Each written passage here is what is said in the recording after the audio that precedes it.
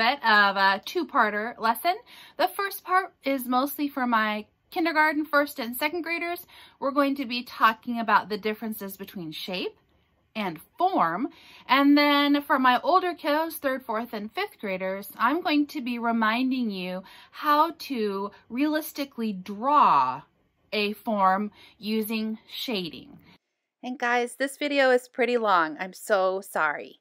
And I'm going to start by reminding you the difference between a shape. This is a geometric shape. This geometric shape is a rectangle, of course. The difference between a shape and a form is that this form has, the third dimension. It has depth. So let me show you some common forms, and then stay tuned. I'm going to show you how to add shading to your drawings. All right, your first challenge is to look around your house. Hunt for some geometric forms. I've identified some here, and you might even come up with some completely different forms.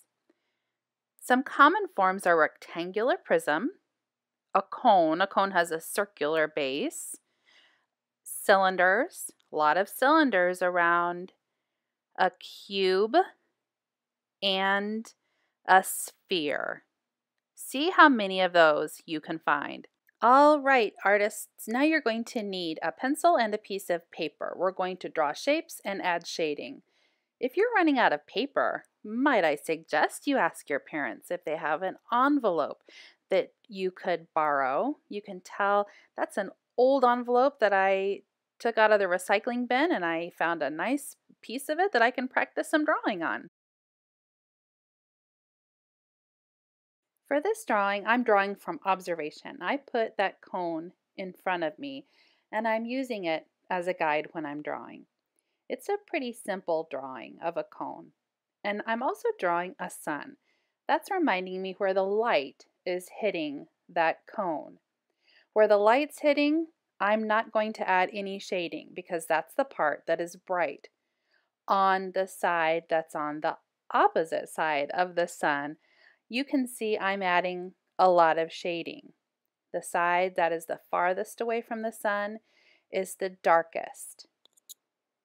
I took some of the other side of that recycled envelope paper and I folded it into a little point. I'm using that little point of paper to blend my pencil drawings. When I blend it, it is going to pull some of the graphite from my pencil and make those lines a little softer. Here you can see I'm making a circle shape. I'm going to draw a sphere. When I'm adding shading, I want to make sure that I identify where the light is coming from. Also, to make my shading more realistic, I don't ever want to go any farther than halfway across the image. So you can see I put a little line reminding myself not to cross that line when I'm shading with my pencil. I'm carefully adding shading on that side that's across from the sun. I'm going to speed it up so you can see how I did it. Make sure you're watching for how I use that little piece of crumpled up paper too.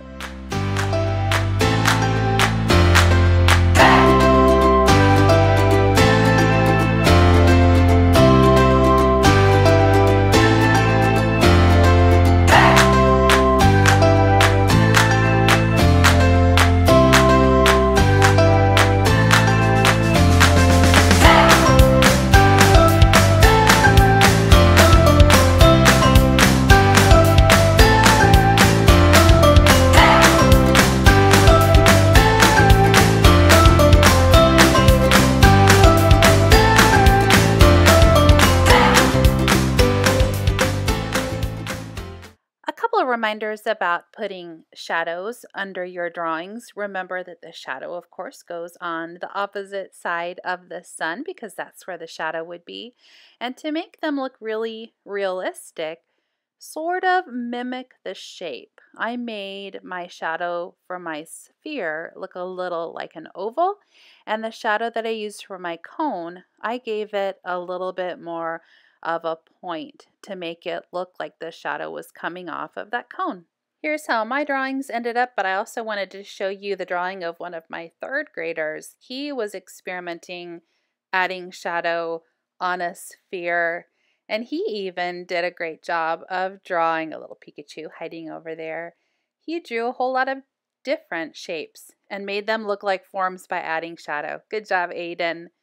Remember, guys, keep in touch, and I can't wait to see what you're creating. Bye!